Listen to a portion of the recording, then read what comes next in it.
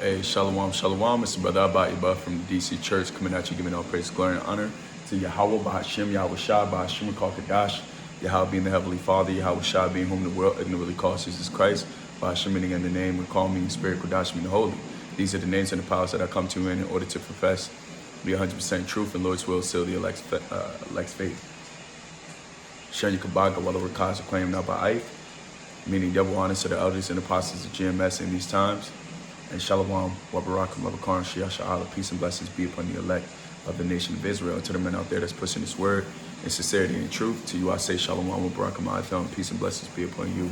Now, without further ado, the title of this video, I haven't came up with anything yet, but the sentiment of this video is going to be based off of something I heard yesterday as I was falling asleep.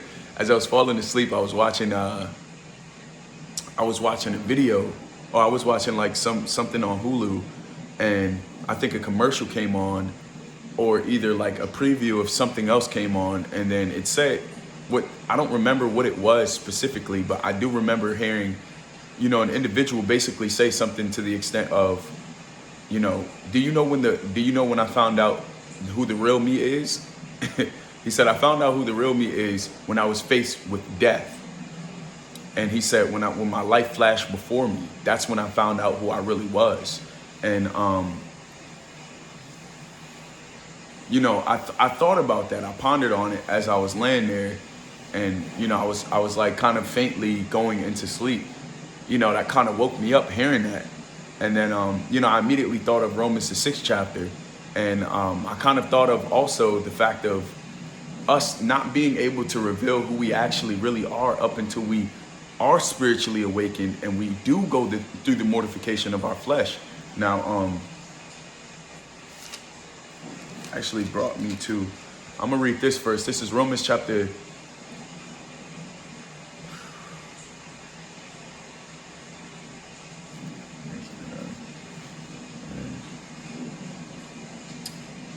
8 verse 3. It says, for what the law could not do, and that it was weak through the flesh, Yahweh sending his own son, in the likeness of sinful flesh, and for sin condemned sin in the flesh, right? It says that the righteousness of the law might be fulfilled in us who walk not after the flesh, but after the spirit. That's not what I was looking for, but that also plays a major part into why it is very imperative for us to mortify the flesh. And when we say the flesh, or when we talk about the carnal deeds, it's really anything that is not conducive to spiritual growth. Now, the specifications for that varies from character to character, or individual, Israelite to Israelite, because all of us have different levels of carnality that's in us, different levels of, and that may even consist of traumatic events that we've went through as a child that we've never let go. Now, the thing is, in order for us to be, to realize who we actually are, we have to die. and the process of us dying happens daily. So really what you're finding out daily is who you actually are. But the thing is, the key factor of your identity and the foundation of your identity is rooted in the Heavenly Father.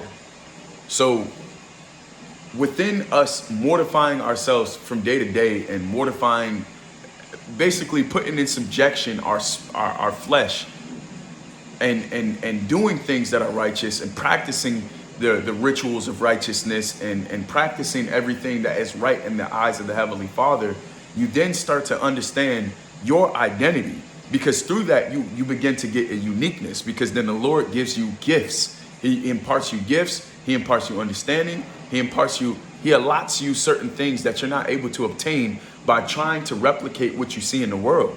All right? 1 second.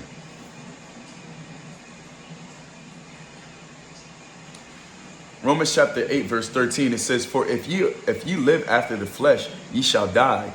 But if ye through the spirit do mortify the deeds of your body, ye shall live. See, and that's the main point.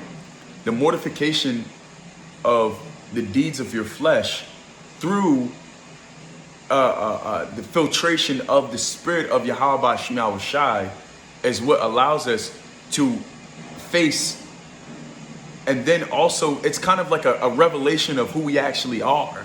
Like, when we're going through that process of being mortified and filtering our actions, our deeds, our words, our thoughts, all through the spirit and power of Yahweh Shema Shai, you then start to kind of wipe that looking glass and start to really look in the mirror and really see who you are.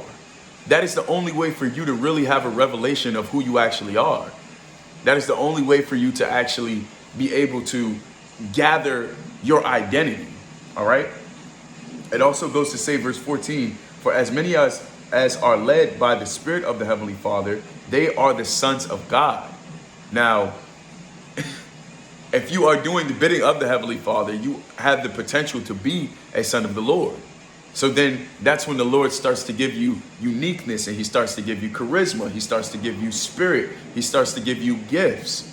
Okay. And that all is encompassed around the character that the Heavenly Father has created you to be. So all that what I'm saying is kind of coming back to the meta point, which is when you go through the process of death, that is when you're able to identify. That is when you're able to actually see the real you. All right. Because just like Job, when he was being mortified, you seen the real Job, because everything that he had that he had as an attachment was taken away from him. Okay, the same concept goes with us. But I'm gonna start in Romans 6 and just read down. It says, "What shall we then? What shall we say then? Shall we continue in sin that grace may abound? Yahweh forbid. How shall we that are dead to sin live any longer therein?" Right. So just because Yahweh Shai died on the cross, that doesn't pacify us sinning. Yahweh Shai died on the cross for us to obtain grace to not continue in the things that we have done that is unrighteous. All right. It says, verse 3, now ye know that so many of us as were baptized into Hamashiach Yahweh Shai were baptized into his death. That's the main point. Yahweh Shai died physically. We don't have to die physically. We are not as great as Yahweh Shai, nor will we ever be as great as him. He's the greatest man ever created, greatest spirit ever created. He is the Father of all, above all, and in all. Okay? Aside from Yahweh himself. Nonetheless, so when Yahweh, it says, as many as were baptized into Yahweh Shai HaMashiach were baptized into his death. And then it's also going to give the understanding behind that. Therefore, we are buried with him by baptism into death, that like as Yahweh Shai HaMashiach was raised up from the dead by the glory of the Father, same as us. All the works, it says, he that departed from understanding shall remain in the congregation of the dead. I think that's Proverbs chapter 24, verse... I haven't brought that one out in a very long time. I think...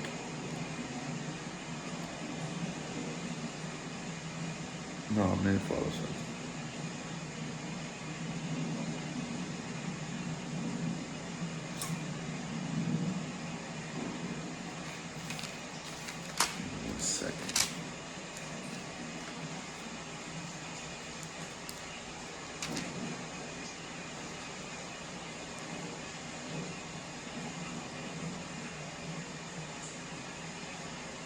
Yep, Salaki. I'm gonna look that one up real quick because I don't want to just quote it. Apologize for that.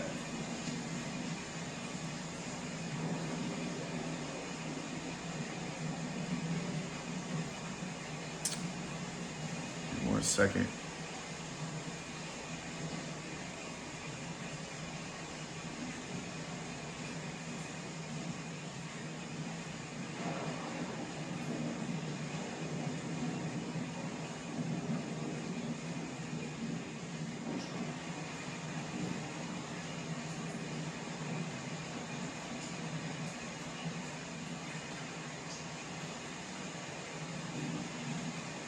Yep, Proverbs chapter 21. It was 21 and 16. Salakia. Proverbs chapter 21, verse 16. It says, the man that wandereth that wandereth out of the way of understanding shall remain in the congregation of the dead. And the congregation of the dead are all those that are not followers and partakers in the righteousness of Yahweh Shah HaMashiach, Yahweh Bahashem Yahweh Shah, excuse me. It goes to say, verse 4, it says, therefore we are buried with him by Romans chapter 6, verse 4, therefore we are buried with him by baptism into death, that like as Hamashiach was raised up from the dead by the glory of the Father, even so we also should walk in newness of life. And the newness of life is the real you. Because you got to understand, when we made that blood covenant with the Heavenly Father, he has given us everything, identity. He gave us every single last thing that would characterize us. Now, when we stray away from that and stray away from our heritage, we are then taking on the identity of another that is not us. Our perfection and our life is reliant in the covenant that we have created, or that the Heavenly Father, that we have made with the Heavenly Father. All right. If you are trying to identify yourself in anything outside of that realm, such as, and I'll give you an example. You know, before we were trying to curate our image by, a lot of men would get lineups. I used to get lineups back when I was like 12 years old, 12, 13 years old. As soon as I found out that that was something unrighteous, when I was tapped into the truth around the age 14, that's when I stopped getting lineups. And then I started to appreciate the hairline and the look that the Heavenly Father has made me to be naturally. I've started to have my own identity in the eyes of the Heavenly Father. I've started to begin to accept the beauty that the Heavenly Father has created innately, all right? But in the world, they tell you that you have to conform to this standard of beauty that they set. But that's not identity. That's not the real you. The real you is who the Heavenly Father created you to be innately. All right. So that's what it's talking about in the newness of life. It says, for if we, Romans chapter 6, verse 5, it says, for if we have been planted together in the likeness of his death, we shall be also in the likeness of his resurrection. Knowing this, that our old man is crucified with him, that the body of sin might be destroyed, that henceforth we should not serve sin. For he that is dead is freed from sin. Now, if we be dead with Yahweh Shah HaMashiach, we believe that we shall also live with him, right? Now, it goes more into the specifications of his death.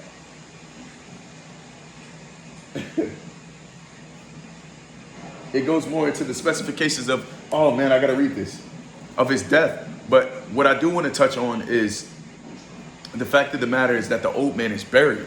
All right. And the old man that is buried is the identity that you thought you had prior to actually finding the truth and being given personality. Right. Because another thing, too, is, you know, some Jakes still struggle with finding that identity, finding themselves. So they begin to do things, or they still do things that will indicate that they haven't found themselves yet. Like get certain crazy hairstyles, or you know, wear certain crazy clothes and stuff like that. Or even say things that are crazy, you know, or out this world. Or talk like they're of this world, you know. Jake start using certain slang words and shit like that. And you looking like, bro, that's not you, man. Like, be yourself. And yourself is who the Heavenly Father created you to be. Verse 12.